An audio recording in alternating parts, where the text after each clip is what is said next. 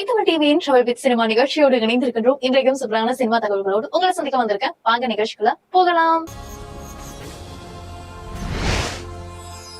லோகேஷ் கனகராஜ்யா இயக்கத்துல super star Rajinikanth நடிக்கும் திரைப்படம் தான் கூலி. இந்த திரைப்படத்துல அமீர் கான், உபேந்திரா, நாகார்ஜுனா பலர் இந்த திரைப்படத்துல நடிக்கிறாங்க. படத்துக்கு இசையமைக்கிறாரு நம்முடைய அனிருத். படத்தினுடைய எதிர்பார்ப்பு அதிகளவா இருக்குன்னே சொல்லலாம். அதையும் தாண்டி இந்த திரைப்படம் ஆகஸ்ட் மாதம் 14ஆம் தேதி திரைக்கு வரும்னு அறிவிச்சிருந்தாங்க. படத்தினுடைய சிக்கிடு பாடலுடைய ப்ரோமோ வீடியோ வெளியிட்டு எப்படா இந்த பாடலை முழுமையா நீங்க வெளியிடுவீங்க அப்படின்ற ஒரு எதிர்பார்ப்பை இன்னும் அதிகரிக்க செய்த ஒரு வீடியோ எல்லாம் வெளியிட்டு இருந்தாங்க.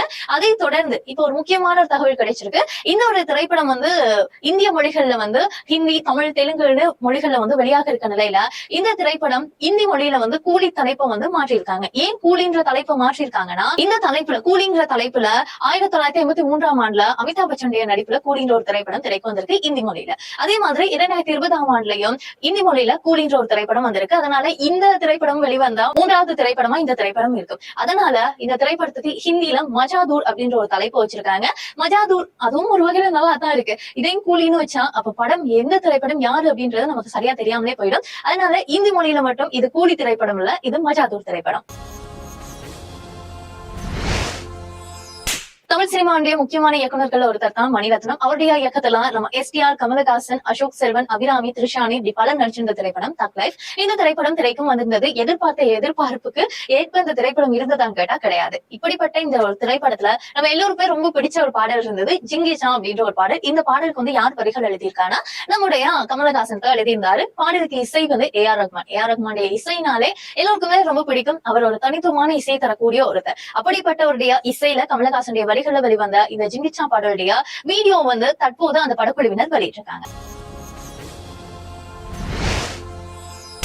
தமிழ் மற்றும் தெலுங்கு மொழிகள்ல பல வெற்றி திரைப்படங்களை தந்த ஒரு நடிகை தான் நடிகை அனுஷ்கா.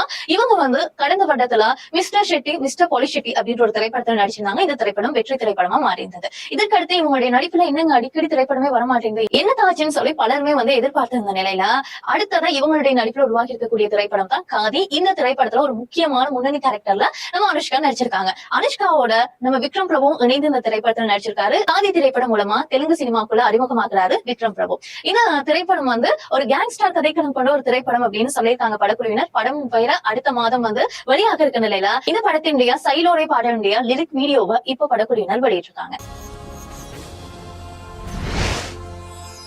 சசிகுமார், சிம்ரன் இவங்களுடைய நடிப்புல அண்மையில வெளியான திரைப்படம் தான் இந்த டூரிஸ்ட் ஃபேமிலி. இந்த திரைப்படத்தை தொடர்ந்து அடுத்தடுத்து சசிகுமாருக்கு நிறைய பட வாய்ப்புகள் வந்துட்டே இருக்குன்னு சொல்லலாம். அடுத்ததான் இவருடைய நடிப்புல உருவாகி இருக்கக்கூடிய திரைப்படம் தான் இந்த ஃப்ரீடம் திரைப்படம். இந்த திரைப்படத்துல லிஜோ ஜோஸ் கதாநாயகியா நடிக்கிறதோட சத்யசிவா இந்த திரைப்படத்தை இயக்கியிருக்காரு. இந்த ஃப்ரீடம் திரைப்படத்தினுடைய கதைக்களம் என்னவா இருக்குன்னா, அதாவது தவறை செய்யாம இவங்க அகதிகளா சிறையில அடைக்கப்பட்டிருக்காங்க. இவங்க தப்பிச்சு வர மாதிரியான ஒரு கதைக்களமா இருக்கு. அது மட்டும் இல்லாம இந்த திரைப்படம் வருகின்ற ஜூலை மாதம் 10ஆம் தேதி திரைக்கும் வருது. கிருஷ்ணகுமாரிய இயக்கத்துல உருவாக்கியுள்ள திரைப்படம் தான் ஓஹோ எந்தன் பேபி. இந்த திரைப்படத்துல நடிகர் விஷ்ணு விஷாலுடைய தம்பியான ருத்ரா நடிச்சிருக்காரு. இந்த திரைப்படத்துல மிதினா பால்கர் கதாநாயகியா நடிக்கிறதோட ரெடின் கிங்ஸ்லி, மிஷ்கின் இந்த படத்துல முக்கியமான கேரக்டர்ல நடிக்கிறாங்க.